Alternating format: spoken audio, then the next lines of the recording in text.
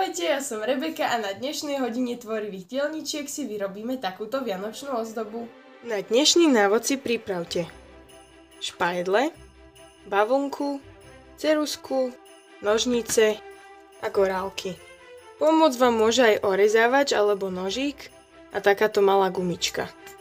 A ak chcete robiť ozdobu, ktorá bude takáto malá, tak namiesto špajdle si zoberte špáratka a namiesto takejto hrubej bavlnky si môžete zobrať takúto obyčajnú nitku. Začneme tým, že si špajdle rozlomíte na polovicu, lebo takéto sú veľmi dlhé.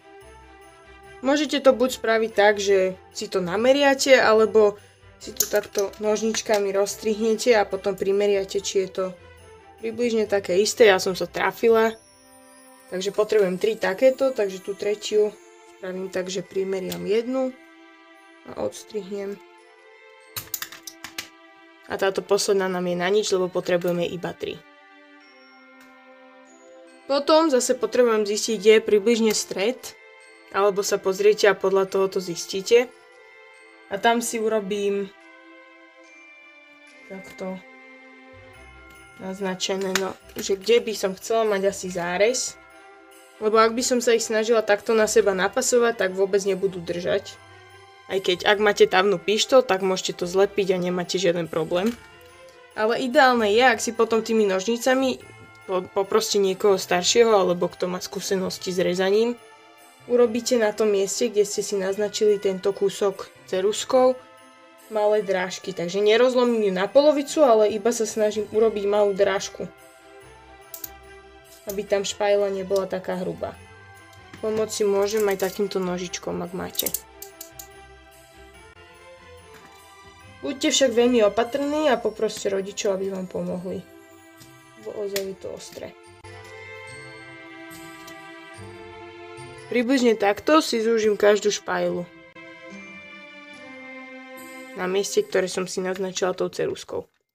Keď mám všetky takto nastrúhané, tak si ich dám dokopy na hviezdičku.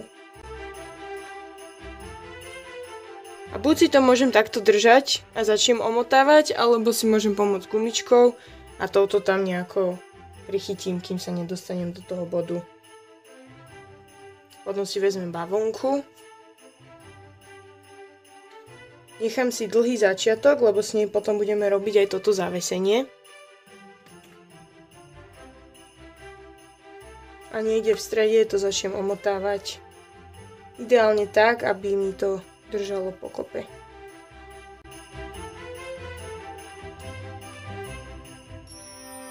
Takže čo najúžšie pri špajdliach. Je možné, že vám tá dlhá šnúrka bude trošku zavadzať. Môžete ju teoreticky aj odstrihnúť, alebo to nejako iba prilepiť. Ale ja to asi nechám tak. A potom, keď mám pocit, že už je to celkom stabilné, že už sa mi až tak nehýbu, tak môžem začať omotávať aj tieto dlhé časti.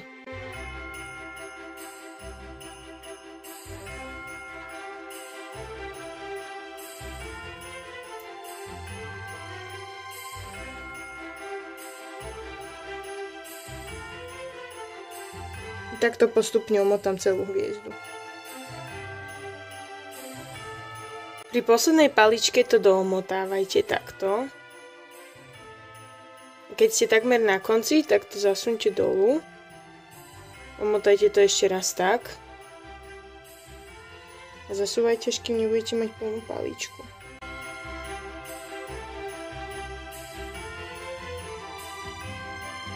A teraz už som skoro na konci. Takže prídem k tej istej, kde som skončila, touto začiatočnou šnúrkou, ktorá mi tu ostala. Takže zo stredu ju omotám okolo tejto, čo som práve teraz mala. Snažím sa ich nezamotať.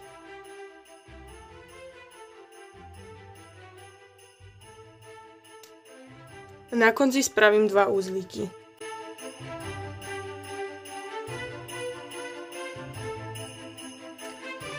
A hviezdičku mám takmer hotovú.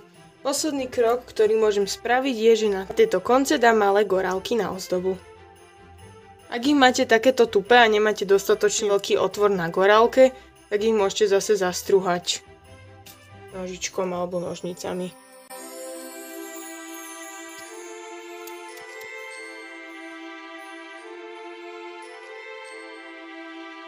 A zasuniem. Gorálky môžete aj prilepiť, ak sa bojíte, že vám budú odpadávať. A na konci už len poposúvajte, ak sa vám to dá, aspoň trošku, koncom tie červené alebo bavlnkové šnúrky, aby ste tam nemali také medzery. Alebo ich môžete namaľovať. A naša bavlnková vianočná ozdoba je hotová. Ak sa vám tento nápad páčil, nezabudnite mi dať like a subscribe, aby sme tvorili aj o týždeň. Ahojte!